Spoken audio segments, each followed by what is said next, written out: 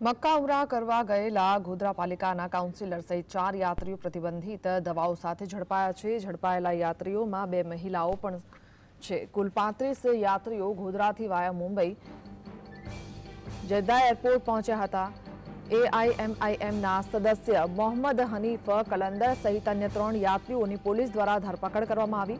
ગોધરાની Saudi સહિતના દેશોમાં નશીલી દવાઓની હેરાફેરીનું મોટું નેટવર્ક ચાલતું હોવાની ચર્ચાએ જોર પકડ્યું છે।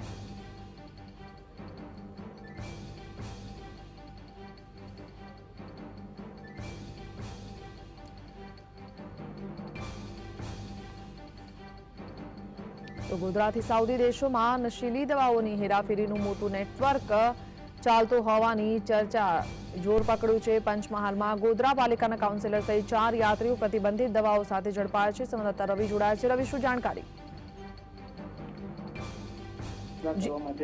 ગોધરાના નગરપાલિકાના કાઉન્સિલર સહિત જે અન્ય યાત્રીઓ છે તે ગયા હતા।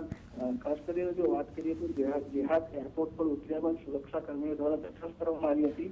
જે દરમિયાન તેઓ પાસેથી પ્રતિબંધિત દવાનો જથ્થો છે તે મળી આવતા તેઓની ધરપકડ કરાઈ છે। ચાર જેટલા જે લોકો છે તેઓની ધરપકડ કરવામાં આવી હોવાની જાણકારી મળી રહી છે। ગોધરાથી સાઉદી સહિતના દેશોમાં નકલી દવાઓનું હેરાફેરીનું મોટું નેટવર્ક ચાલતું હોવાની ચર્ચાઓએ પણ જોર પકડી છે। જી, આભાર।